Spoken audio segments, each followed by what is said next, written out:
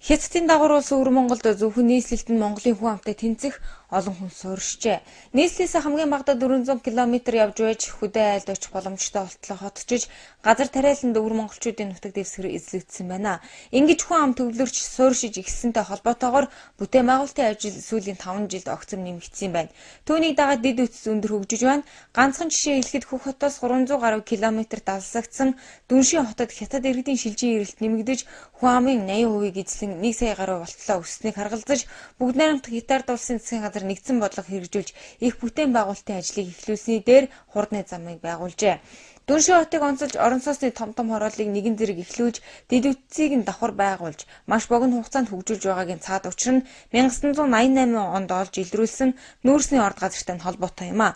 Ордын нөөцийн хувьд манай улсын 5 толгойн дайд хүрэхгүйч бүгд найрамдах Хятад улсын засгийн газар нэгдсэн бодлоготойгоор олборлолт явуулж гол нь нүүрсний орлогоос ихээхэн хувийг бүтээн байгуулалтанд нь зарцуулах шийдвэр гаргаснаар 400 жилийн түүхтэй Улаанбаатар хотоос том мөн өндөр хөгжилтэй хотыг Дүншийн хотынхоо нэгэн хэсэг болгож Хяа огшийн тойрог нэртэйгээр 3 жилийн дотор байгуулчихад байна. Нүүрсний орд газар байрладаг Дүншийн хотын иргэдийн дундаж цалин сарын 5-аас 7,000 юан буюу сая 400 орчим мянган төгрөг байдаг юм байна.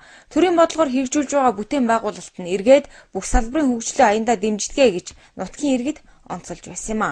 Яванаар яривал одоо 5,000 Дүншийн тойргийн бол бараг 7,000 хүрнэ. Энэ газрын үнэтэй байсаар цалин нь бас өндөр.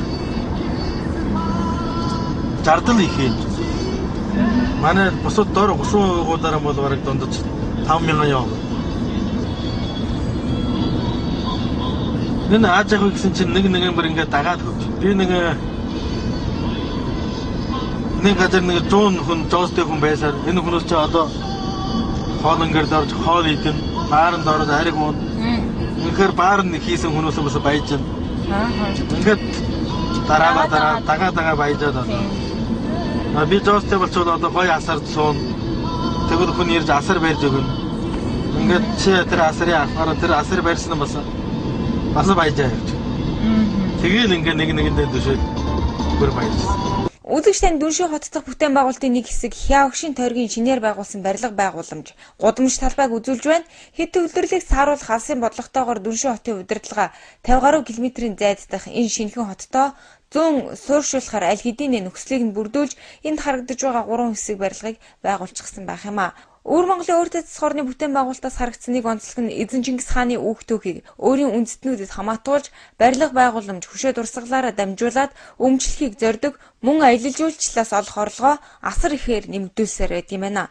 Тухайн хараахан бүх нийтээр суурьшиж амжаагүй байгаа Хяа огшийн тойрог гэх хотынхон төв талбайд Чингис хааны тухайн нууц товчоонд бичигдэж үлдсэн онцлог үйл явдлуудыг хүрлэлсэн хөшөөгөр асар том байдалтайгаар бүтээн байгуулж зохицлоосныг танд үзүүлж байна. Эзэн Чингис хааны нүжвэрэн ертөнцид мэндэлсэн байдал, бага насных нь аж байдлын дүрслэл, олон орны мэрэгдтэй хийсэн уулзалт, хүзүүндээ сумны зэвний шархавсан аян дайны явцыг уран тодор дүрслэн байгуулсан нь асар том өнгө үзэмж төгөлдөр болсон байх жишээтэй. Түүнээс гадна барилга байгууламжуудаа орчин үеийн онцлог өнгө хэлбэр үзэмж загвараар байгуулсан нь гадны жуулчдын цуваг өөртөө татах түүнээс ашиг олох боломжийг бүрдүүлж байгаа гэлтэй. Яг үүний нэгэн адил Хяа огшийн тойргоос 20 гаруйхан километрийн зайд байрших Чингис хааны онгон хэмээх аялал жуулчлалын зохицлбор байгуулж, жуулчин нэг бүрээс 20,000 төгрөгийн татвар хураамж авч их Монгол улсын үүх түүхээр ихээхэн ашиг орлого олсоор л байна. Одоогоос 7 жилийн өмнө элсэн тал байсан Ордос хошууны газрыг захын үйл харагдах барилга байгууламжаар бүрхэж нэгдсэн зохион байгуулалтаар мод тарьж элсэн уулыгч ногоон ой болгон хувиргасан байх юм а. Үүний цаана байгалийн баялгаа ард иргэдийн сайн сайхны төлөө зарцуулж хөгжил дэвшлиг дотооддоо авчрах дотор газрын бодлогын үр шим илэрч байна гэхээс өөр тайлбар байхгүй мэтэ. Түүнээс гадна халах Монголын үр сад бидний дэлхийд дэлцсэн их хааныхаа өв соёлоор гангарч мөн үл бахархаж чадаж байх энэ хугацаанд дугуй гэрээр минь өвөр Монгол улсад дотор ард хоолны газар хийж Чингис хааны минь үйл гавьяаг өмчлөхийг оролцоор байгааг энэ сурвалжлагаараа үзүүлэхийг та бүхэн зорилоо. Ар Монголын үр сад их хааныхаа удам ухсааг хэрхэн залгамжилж байгааг иргэн нэг харах болсон байлтай. Гандуулам Хөх хотоос мэдээллээ.